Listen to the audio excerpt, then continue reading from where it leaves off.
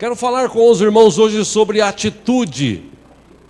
Tema de hoje, atitude. Atitude é algo que expressamos por meio do nosso comportamento, da nossa maneira de falar. Atitude é algo que nos leva a agir, que nos leva a viver uma vida diferente. Atitude. Nós vivemos num tempo de gente que não tem atitude. Infelizmente, trazendo isso para o lado evangélico, para o lado espiritual, como queiram, falta atitude na vida de muita gente. Atitude é algo que transforma vidas. Mas tem muita gente estacionada, tem muita gente vivendo uma zona de conforto. Tem muita gente hoje que vive problemas, vive dificuldades, vive enfermo, doente, por falta de atitude. Porque está mais do que claro, pelo que nós estudamos na palavra aqui durante todos esses anos e sempre lembramos, por exemplo, perdão não é sentimento. Não adianta a pessoa dizer assim, eu só vou perdoar aquele outro quando eu sentir. Perdão não é sentimento, perdão é atitude. Eu tenho a atitude de ir lá e dizer, eu perdoo você, ou então me perdoe. É atitude. Para quê? Para que eu seja livre disso, liberto disso e viva um novo tempo. Agora, as pessoas elas vivem em perdão como se fosse um sentimento. Eu não senti ainda de perdoar aquele camarada. Eu não senti ainda de perdoar o meu filho. Eu não senti ainda de perdoar o meu pai. Perdão não é sentimento. Perdão é atitude.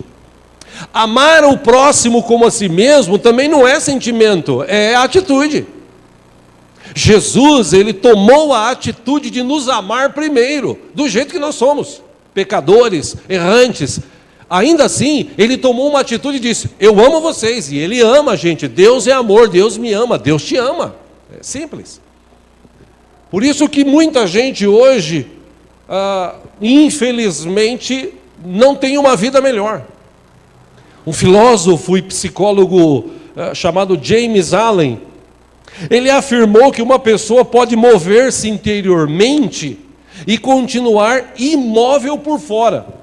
Ela pode até pensar, sentir, mas se ela não tomar uma atitude, ela vai ficar do mesmo jeito. Aquilo que acontece no íntimo das pessoas deveria levá-las a expressar isso do lado de fora, tomando uma atitude. Mas o medo, o receio, a raiva, impedem pessoas de terem uma vida melhor, só porque não tem essa atitude. Por isso a Bíblia é tão maravilhosa, e na Bíblia está escrito no livro de Provérbios, capítulo 4, versículo 23, acompanha aqui no telão, diz que sobre tudo o que se deve guardar, guarda o teu coração, porque dele procedem as saídas da vida. Deste coração procede as saídas da vida. É aqui que você toma a decisão de fazer ou de não fazer. Por isso que quando você tem um coração diferente, um coração tratado, a gente canta aqui, dá-me um coração igual ao teu, meu mestre. Como é que era o coração de Jesus? Como é que era a mente dele? Ele tinha atitude, ele perdoava, ele conversava, ele aconselhava, ele ia e fazia. Independente da pessoa querer ou não, ele ia e fazia. Atitude é importante para tudo na vida. Tudo na nossa vida está relacionado com a atitude.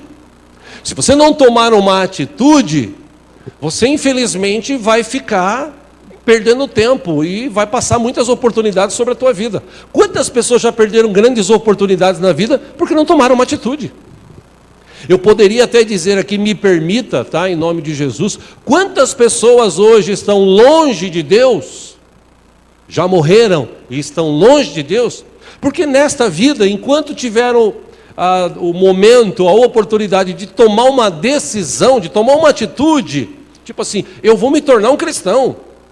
Eu vou me tornar um servo de Deus. O que eu tenho que fazer? Receber Jesus como Senhor e Salvador? Reconhecer que eu sou pecador? Poxa, eu reconheço, eu sou pecador. Eu sou errado. Eu já fiz muita coisa errada na minha vida.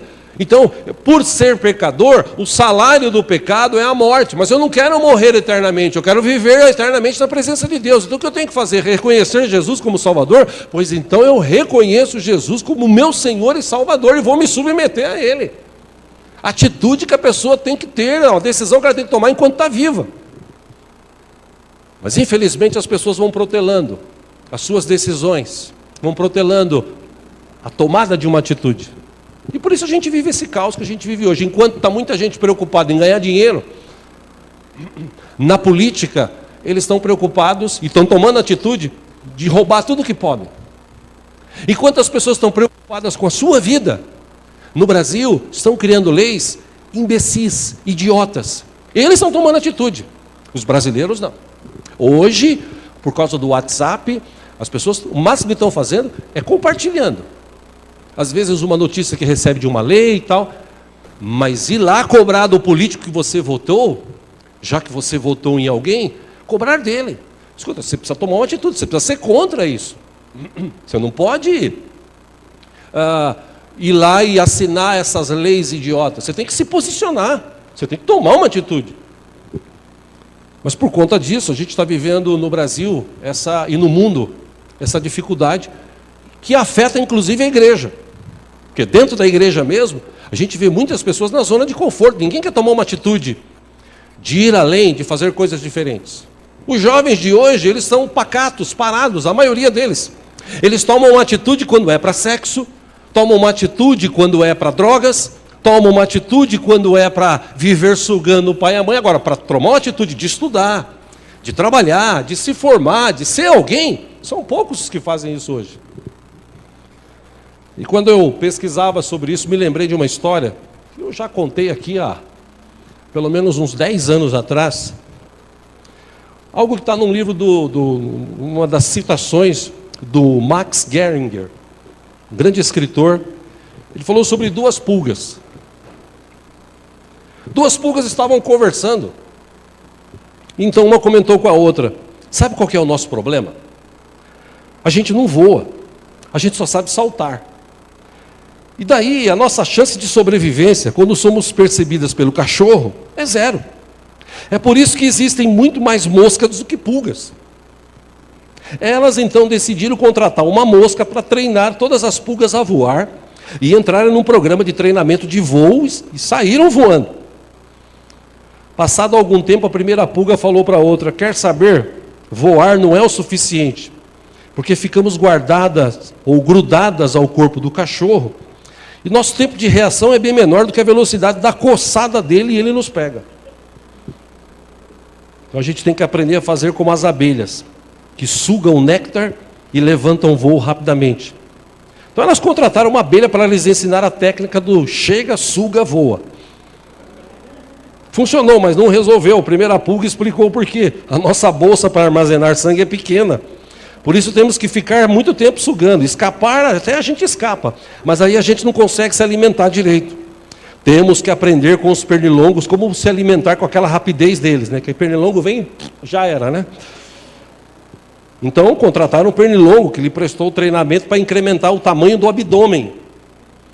E resolvido isso por mais alguns minutos, como eles tinham ficado maiores, ou elas tinham ficado maiores, a aproximação delas era facilmente percebida pelo cachorro. E elas eram espantadas antes mesmo de pousar. Foi aí que encontraram uma pulguinha saltitante e lhes perguntou: ué, vocês estão enormes, fizeram plástica? Não, entramos num programa de treinamento. Agora nós somos pulgas adaptadas aos desafios do século 21. Voamos, picamos e podemos armazenar mais alimentos. E aí, por que vocês estão então com essa cara de faminto? Não, porque isso é temporário. Nós já estamos fazendo treinamento como um morcego, que vai nos ensinar a técnica de radar, do modo a perceber com antecedência a vinda da pata do cachorro. E você? Ela fala: eu vou bem, obrigada, forte e sadia. Mas as pulgonas não quiseram dar a pata a torcer e perguntaram à pulguinha: mas você não está preocupada com o futuro? Não pensou em um programa de treinamento, em uma reengenharia? Ela falou, quem disse que não? Eu contratei uma lesma como consultora. Mas o que a lesma tem a ver com pulgas? Quiseram saber as pulgonas. Tudo! Eu tinha o mesmo problema que vocês duas. Mas em vez de dizer para a lesma o que eu queria, eu deixei que ela avaliasse a situação e me sugerisse a melhor solução. E ela passou 3 dias ali quietinha, só observando o cachorro. E então ela me disse, tome a atitude correta. Sente na nuca do cachorro. É o único lugar que a pata dele não alcança.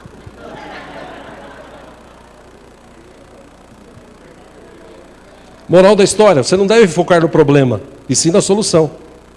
Para ser mais eficiente, é necessário estudar, analisar e não falar. Às vezes, ou na maioria das vezes, encerra aqui o Max Geringer, ele diz, a grande mudança é uma simples atitude correta, que falta na vida de muita gente hoje. Como eu disse, tem muito jovem que toma a atitude errada, e a gente precisa tomar a atitude correta. Na Bíblia, é claro, a gente tem vários exemplos de pessoas que tomaram a atitude correta. Decidiram, tomaram uma atitude. Irmão, eu vou repetir o que eu falei há pouco aqui. Nós estamos precisando no século 21 de cristãos com atitude. Vou repetir. Nós estamos precisando no século 21 de mais cristãos com atitude. Na Bíblia, tem N exemplos de pessoas que tomaram uma atitude e de pessoas que não tomaram. De pessoas que tiveram uma atitude correta e de pessoas que tiveram uma atitude errada. Entre estes que tomaram uma atitude correta, eu gostaria de ler um texto com os irmãos, você que trouxe sua Bíblia, vamos ler juntos aí. Texto muito conhecido, o livro de Daniel, capítulo 1.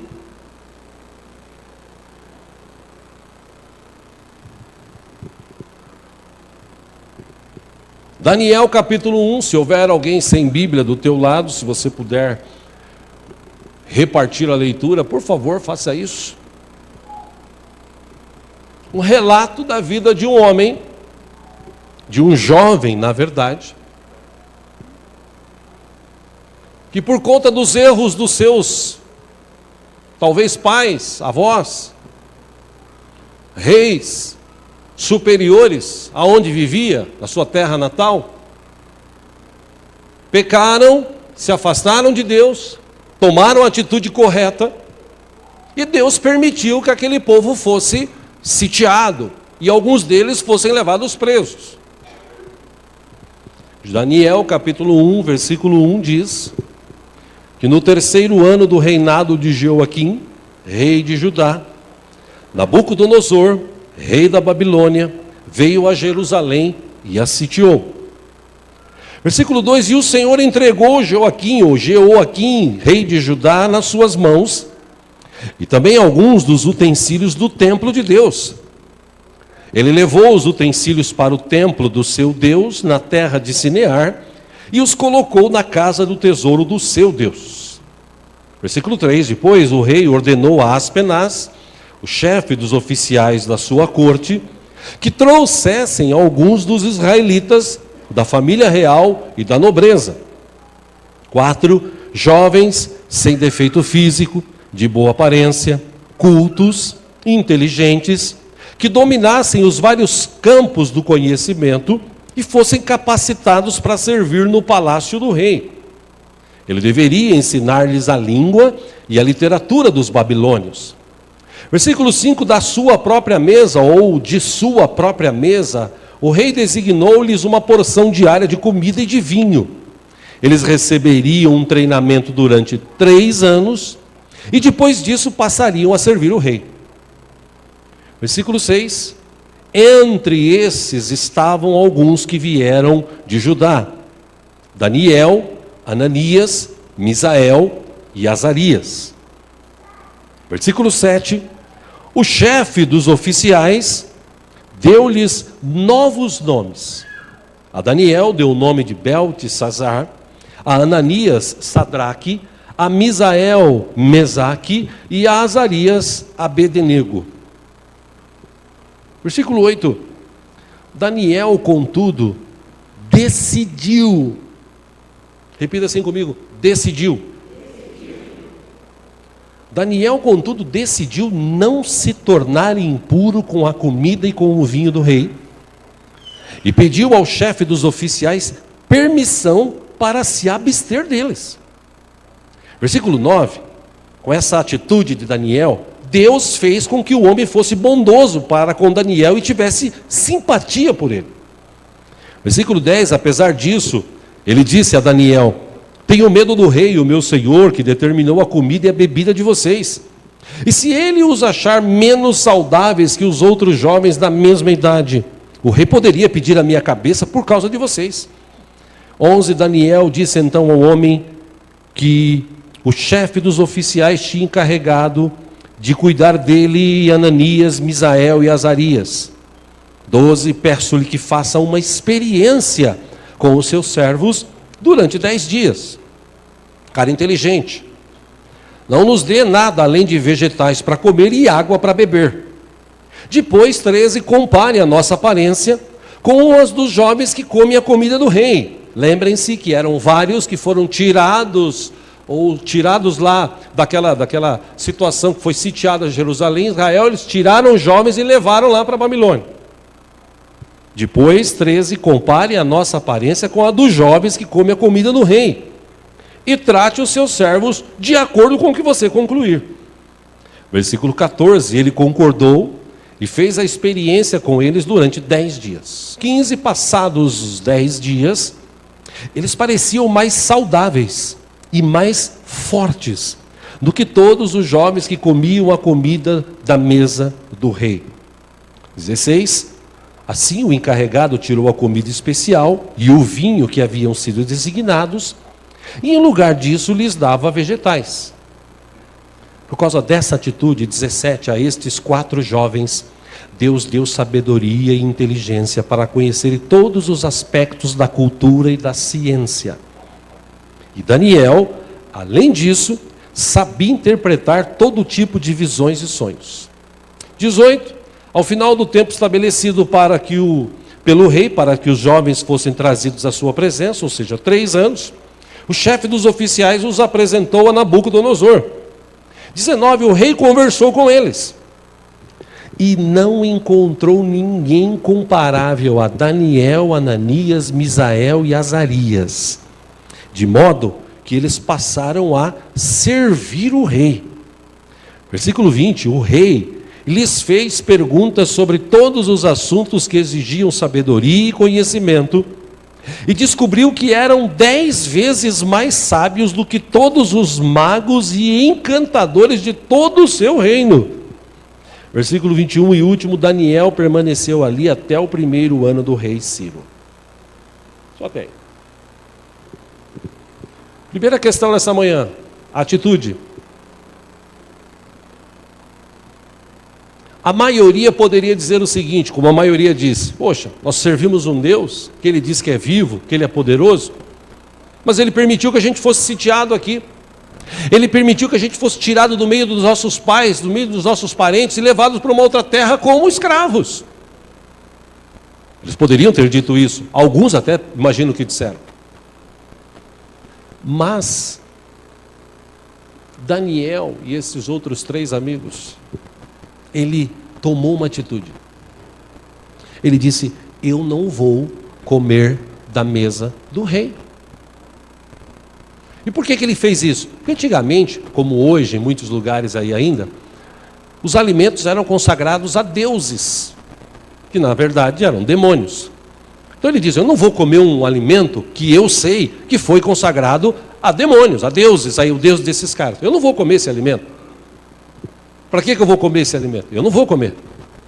Aí ele ora e fala: Senhor, me ajuda. Só que nessa ajuda ele disse: eu decidi, eu não quero comer. Aí o chefe da guarda, quando ele falou isso, interessante,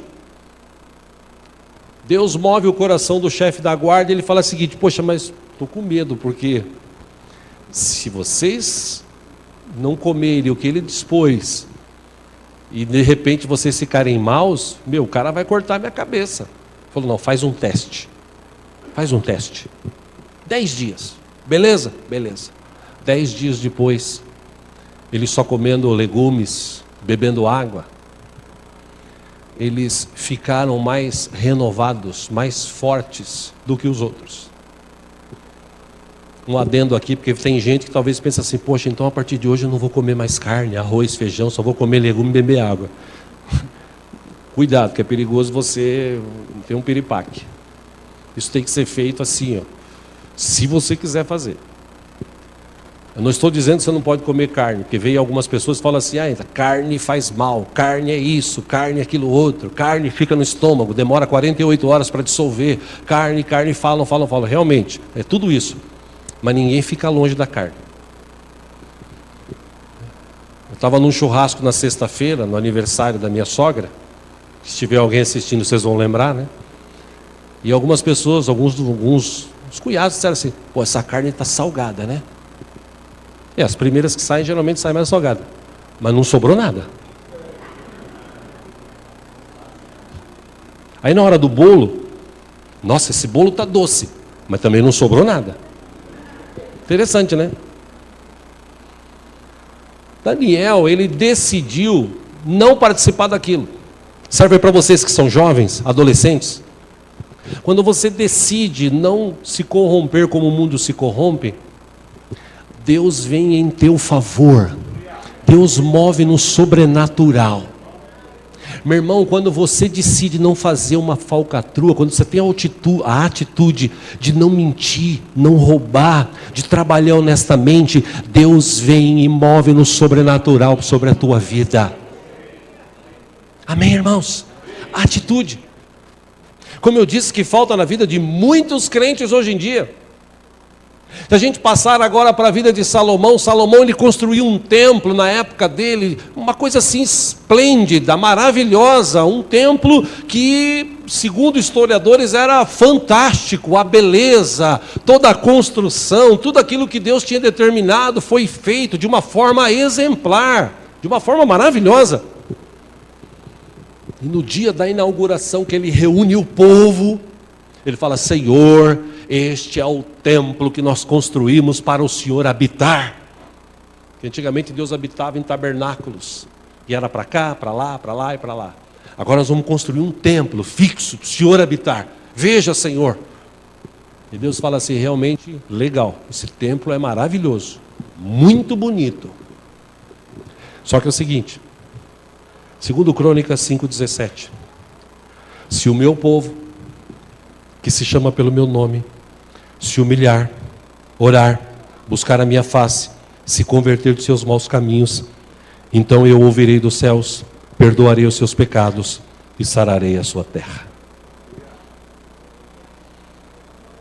Coisa que hoje em dia, quando as pessoas leem esse texto, elas não sabem analisar. Vamos analisar aqui rapidamente. Primeira atitude, Deus diz o seguinte, se o meu povo, que se chama pelo meu nome, se humilhar.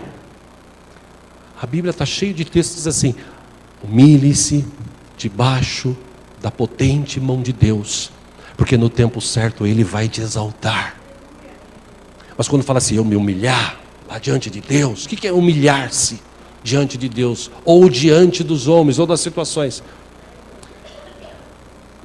É entender que nós temos um Deus que cuida da gente todo o tempo, que está conosco todo o tempo. É entender que não é porque você tem um carro novo, uma casa nova, que você vai agora botar banco em cima dos outros. É entender que aquilo é bênção de Deus, você vai continuar humilde do mesmo jeito que você sempre foi. Humilhar-se diante de Deus é chegar na presença dEle, baixar a cabeça assim na igreja, que hoje em dia as pessoas não têm muito mais essa preocupação. Antigamente as pessoas chegavam na igreja, ajoelhavam, ficavam ali 5, 10 minutos, oh Deus, tem misericórdia, Pai. Abençoa o culto de hoje, Senhor, em nome de Jesus. Hoje chega na igreja, depois nós vamos comer uma pizza. Alô, irmãos, podemos começar o culto? Opa, vamos começar o culto. Humilhar-se é reconhecer que Deus está presente aqui. A gente está chegando, Deus já está aqui. E por Ele estar aqui, a gente deve a Ele toda a honra, toda a glória, todo o louvor, toda a adoração. Humilhar-se diante de Deus é reconhecer, eu tenho um Deus vivo que cuida da minha vida. Primeira atitude. Segunda, orar. Que hoje você vê muito crente 6 horas, né? Irmão, 6 horas por mim. 6 horas por mim. Quantos recados a gente recebe no WhatsApp, internet? 6 horas por mim. Eu estou precisando de uma oração. 6 horas por mim. Mas a pessoa mesmo, você não sabe se ela está orando ou não. Mas Deus falou, se o meu povo, que se chama pelo meu nome, se humilhar, orar, amém? Amém? Você sabe por que muita gente não é abençoada hoje, irmão? Simplesmente pelo fato de ele não orar. Porque orar quando está tudo bem, aliás, orar quando está tudo mal, é fácil. Ai, meu Deus, estou com problema na perna. Deus tem misericórdia, Senhor. Está no hospital lá, pior lugar que você pode estar lá, no meio de pessoas mais enfermas ainda. Fica lá, ai meu Deus, tem misericórdia da minha vida. Nesse momento a pessoa promete tudo, né? Quando eu sair daqui, Senhor, eu vou entregar folheto, eu vou evangelizar. Senhor, cura a minha vida. Senhor, se eu não passar dessa para melhor, Senhor, se o Senhor me manter aqui, porque ninguém quer morrer, né, irmãos? Ninguém quer morrer, todo mundo quer ficar vivo. Mas na hora da dificuldade, ele ora. Agora, está tudo bem? A atitude dele qual que é? Está tudo bem. Ô Senhor, valeu, hein? No outro dia, beleza, Deus? Orar é buscar a face do Senhor todo o tempo. Por quê? Porque o melhor lugar que a gente pode estar é na presença de um Deus vivo. E o Deus vivo e poderoso anda conosco todos os dias. Orar devia ser um hábito do cristão. A atitude. E para isso você tem que ter atitude. Você fala assim, não, eu quero orar. Terceiro, buscar a minha face. Buscar ao Senhor. Ter relacionamento com Ele. Desenvolver esse relacionamento. Paulo fala sobre desenvolver a nossa salvação. O que é desenvolver a salvação? É todos os dias estar procurando ser melhor. Como o pastor Silvestre, duas quartas atrás, ele veio aqui e pregou, ele falou, você pensa que é fácil? Todo dia, quando eu acordo de manhã, eu tenho que ser um bom pastor, eu tenho que ser um bom marido, eu tenho que ser um bom profissional, eu tenho que ser um bom pai, eu tenho que ser um bom vizinho. Não é fácil, porque a gente vive num mundo difícil. Mas quando eu busco a face do Senhor, quando eu tenho relacionamento com o Senhor, eu vou deixando que a vida dele venha fazer parte da minha vida, o DNA dele venha fazer parte do meu, e aí a minha vida começa a ser mudada. Amém, irmãos? Quarta atitude, se converter dos seus maus caminhos. Eis aqui uma questão interessante, porque todo mundo quer ir para o céu. Ou será que tem alguém que quer ir para o inferno aqui? Não, pastor, inferno. É lógico que tem gente que fala assim, inferno não existe. Inferno é figura de linguagem. Inferno vai para a Bíblia no Novo Testamento e veja o que Jesus falou do inferno. Ninguém quer ir para o inferno. Todo mundo quer ser salvo. Mas ninguém quer se converter dos seus maus caminhos. Pô, eu vou parar de fazer algo que está me rendendo um dinheiro? Eu não. Imagina os políticos que se dizem cristãos, envolvidos aí com tanta falcatrua. Imagina os empresários que se dizem cristãos por aí, vivendo picaretagem. Eles querem salvação, querem Deus, mas não querem se converter dos seus maus caminhos. Os jovens, eles querem salvação, eles querem estar próximo de Deus, mas não querem se converter dos seus maus caminhos, não querem largar do sexo ilícito, não querem largar das drogas, não querem largar da bebida, não querem largar da balada. Pastor, mas é pecado ir na balada, meu irmão?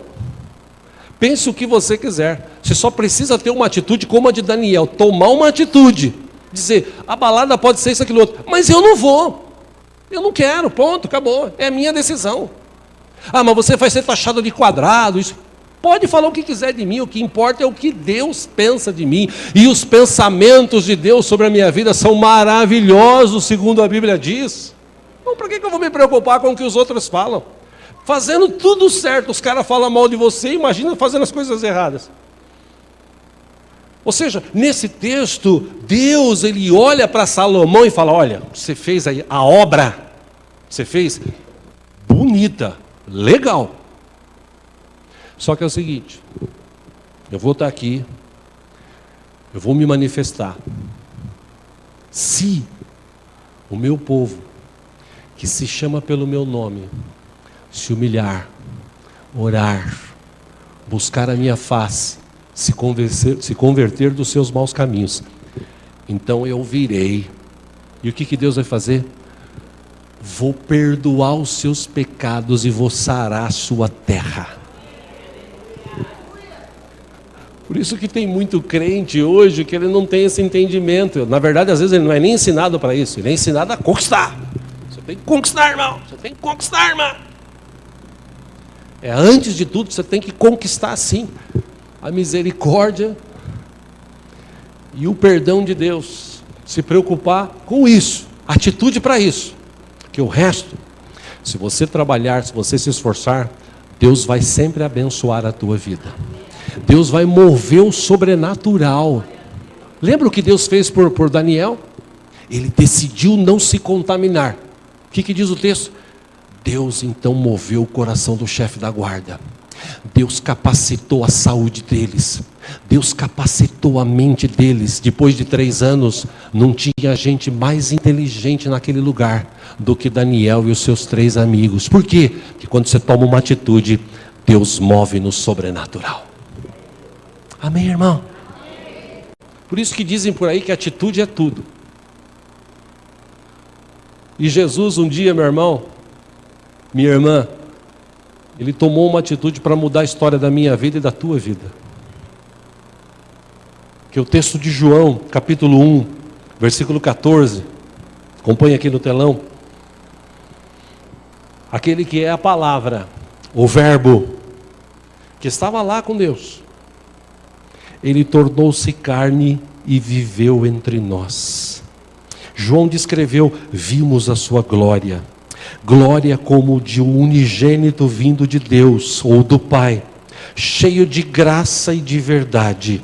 João 15 dá o testemunho dele, ele exclama: este é aquele de quem eu falei. Aquele que vem depois de mim é superior a mim, porque já existia antes de mim. Que atitude que Jesus tomou? Paulo fala sobre isso.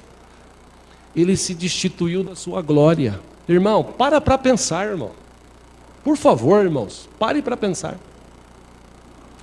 Rei, Senhor, todo o poder, toda a honra, toda a glória, recebendo a adoração constante de anjos, arcanjos, querubins, serafins, direto, todo o tempo.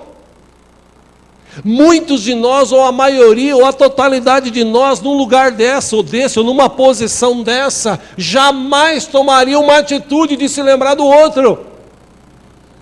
Mas Jesus se lembrou.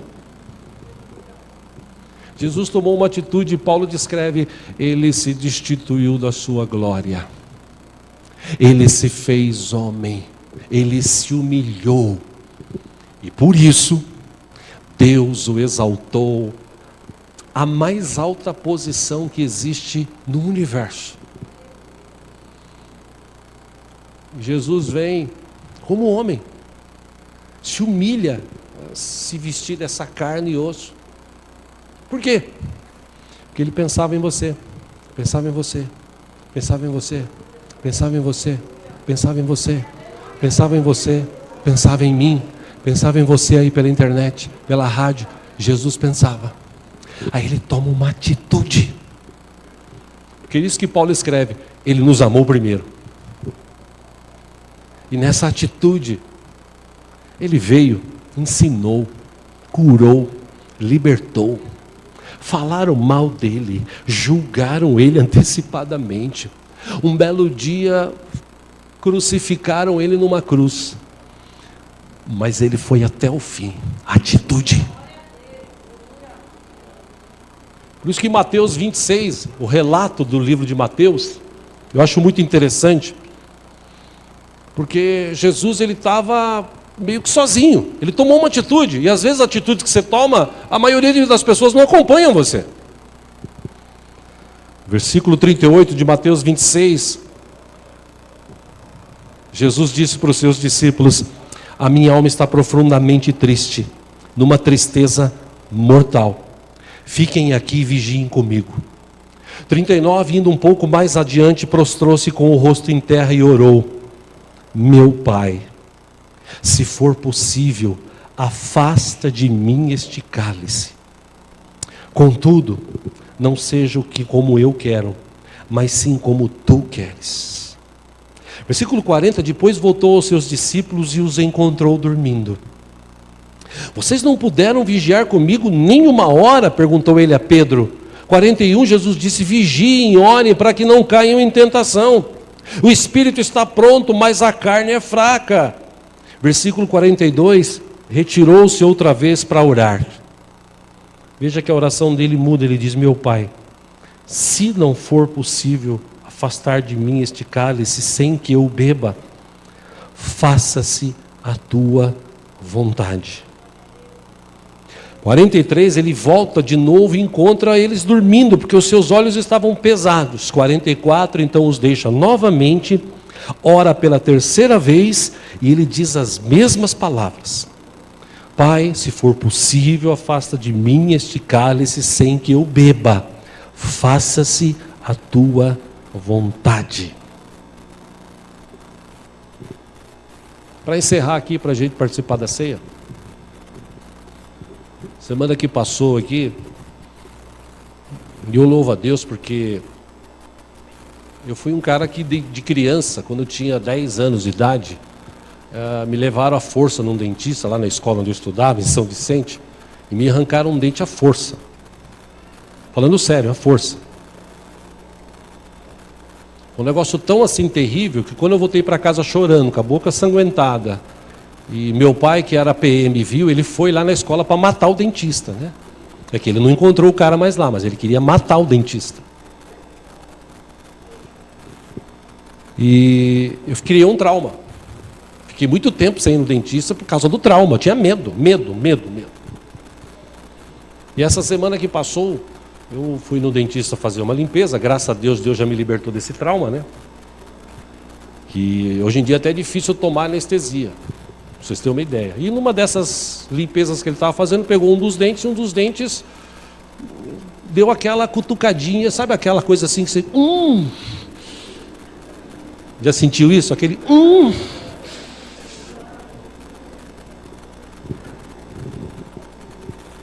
E ele falou: e aí, tudo bem? Tudo bem, chega o aço, manda bala. E pama um pouquinho de novo.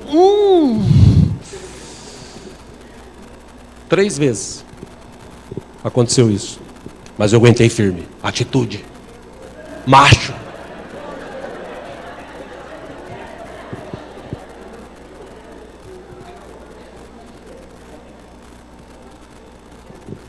E aí, irmãos, saí de lá. Quando eu cheguei em casa à noite, estava sentado no sofá e comecei a refletir sobre isso. E me lembrei que uma dorzinha mínima dessa leva a gente a fazer ai. E me lembrei dos caras, homens e mulheres, que lá no passado, a atitude delas foi dizer assim: eu tenho Jesus Cristo vivo. Eu creio em Jesus Cristo vivo. Ah, é? Vem cá. Tá vendo aqueles leões lá? Faz 2 dias que eles não comem. Nós vamos jogar vocês lá dentro. E aí? Jesus ainda é o Deus da sua vida? Jesus sempre será o Deus da minha vida. Você tem certeza, né? Você vai parar lá. Eu continuo dizendo que Jesus é o Deus da minha vida. E segundo a história, anos 70, 80, muitos cristãos foram jogados lá. E os leões vinham e arrancavam o braço. Se uma dor de dente dói, imagina arrancar um braço, arrancar um pedaço da perna, sendo morto aos poucos. E ainda assim dizendo: eu tenho um Cristo vivo que morreu na cruz por mim. Amém? Aí na África, agora do século 21, em alguns lugares, e você está numa igreja como essa, assim, de aquele telhadinho simples, né? Paredes de madeira. Aí vai alguém por fora e fecha a porta e fala: vocês são crentes, vocês vão morrer por causa disso. E eles tacam fogo e morreu 200, 300 pessoas numa vez, 100 e poucas numa outra vez, queimadas vivas. Mas ainda assim dizendo: eu não vou negar Jesus. Amém, irmãos? E hoje a gente vive num tempo de crentes que come todo dia, bebe todo dia, dorme todo dia, tem trabalho, tem casa, tem cama, tem travesseiro, tem saúde. E a atitude dele, quando acontece alguma coisa, fala assim: não quero mais esse Deus. A gente está precisando repensar as nossas atitudes, irmãos. É como Sadraque, Mesaque e Abednego. Os 3 caras lá, lembra? Daniel capítulo 3, versículo 16, 17 e 18. Quando eles foram colocados em xeque, a atitude deles qual foi? Ó Nabucodonosor, não precisamos nos defender diante de ti. Se formos atirados na fornalha em chamas, o Deus a quem prestamos cultos pode nos livrar, e Ele nos livrará das tuas mãos, ó rei. Mas, se Ele não nos livrar, saiba, ó rei, que não prestaremos culto aos teus deuses, e nem adoraremos a imagem de ouro que mandaste erguer. Ponto. Nós não vamos fazer isso. Isso é atitude. E às vezes a gente está numa roda de amigos, a pessoa fala assim: nossa, fiquei sabendo que você está indo na igreja, você virou crente? Não, eu estou indo na igreja lá, estou indo lá. Então quer dizer que agora você não bebe mais? Não, só socialmente, 2 dedinhos assim eu bebo. Socialmente.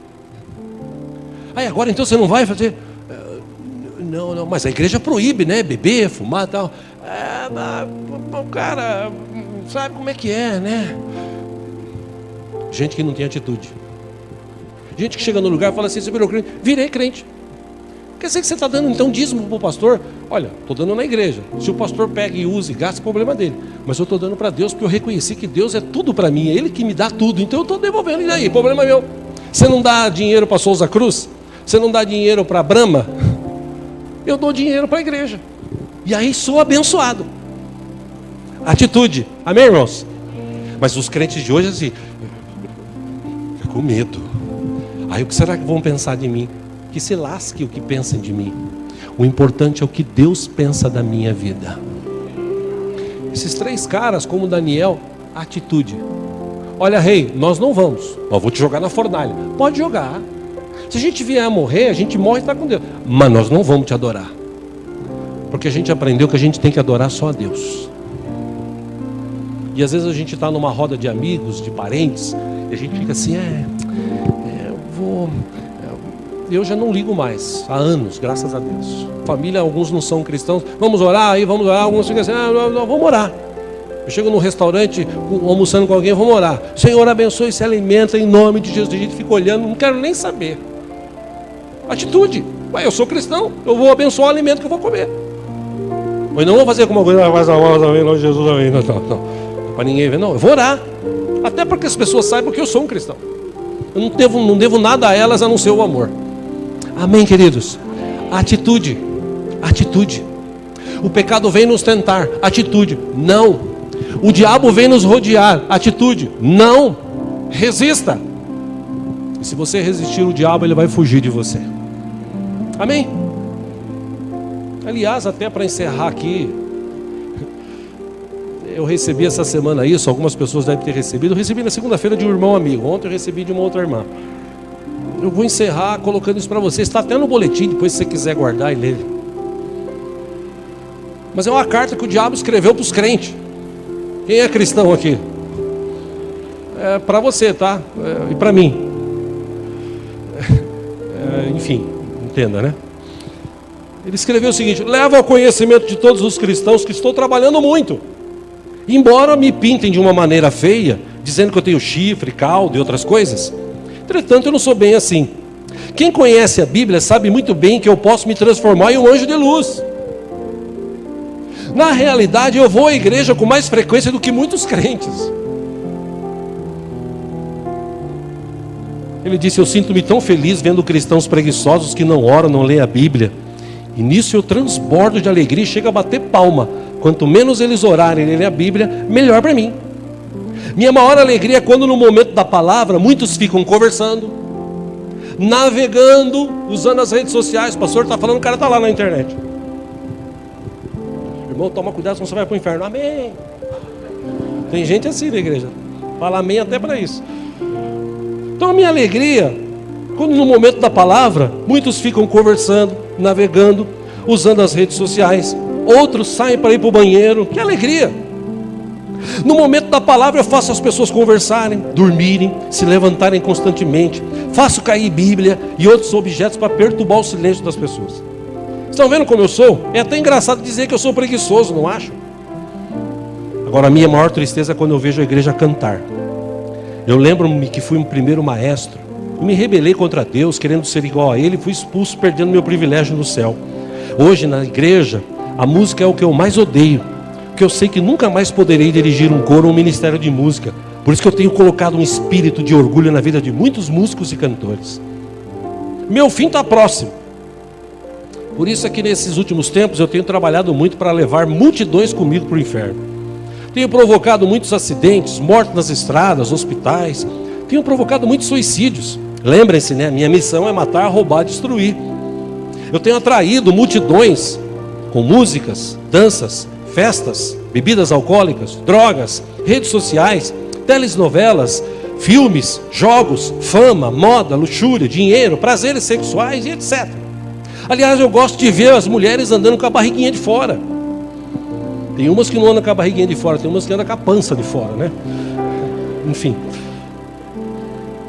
Mas eu gosto de ver as mulheres andando com a barriga de fora, seios à mostra, roupas que permitem ver as partes íntimas do corpo, para despertar a sensualidade dos homens. Muitas até vão à igreja com saias e decotes que exibem a intimidade na casa de Deus, calças apertadas que marcam o formato do corpo. Olha, eu não tenho medo de revelar os meus segredos. Sei muito bem que mesmo contando tudo isso, não vai haver nenhuma mudança. Agora, as coisas que me deixam irritado na igreja são gente que jejua, gente que ora, gente que intercede, gente que entrega dízimo e oferta. Quando eu não quero que alguém não vá à igreja, eu coloco os seguintes pensamentos: você está cansado, você não tem condições de ir à igreja hoje, então não vá. Bom, os cultos são demorados, cansativos, não vai na igreja, descansa hoje, fica curtindo TV. Aí ele encerra falando: bem, eu acho que eu já falei demais. Que é o que a gente vive hoje. A igreja de hoje está na zona de conforto, ela não tem mais atitude de ir, de participar. Mas eu quero te lembrar, para a gente participar da ceia, que a gente vai participar da ceia porque Jesus tomou a atitude de ir até o fim. E olha que ele orou, hein? Ele disse: Pai, se for possível, faça de mim esse cálice. Todavia, Senhor, estou aqui, hein? Que seja feita a tua vontade. E ele morreu. Mas depois no terceiro dia, ao terceiro dia, ele ressuscitou. E ele está vivo e vive para sempre. E vai voltar para buscar a sua igreja. Igreja de atitude. Igreja que diz não ao mundo. Igreja que tem prazer em estar na presença dele. Lembre-se, se o meu povo, que se chama pelo meu nome, tem alguém aqui assim? Se humilhar, orar, se converter dos seus maus caminhos, então eu virei, perdoarei os seus pecados e sararei a sua terra. Amém?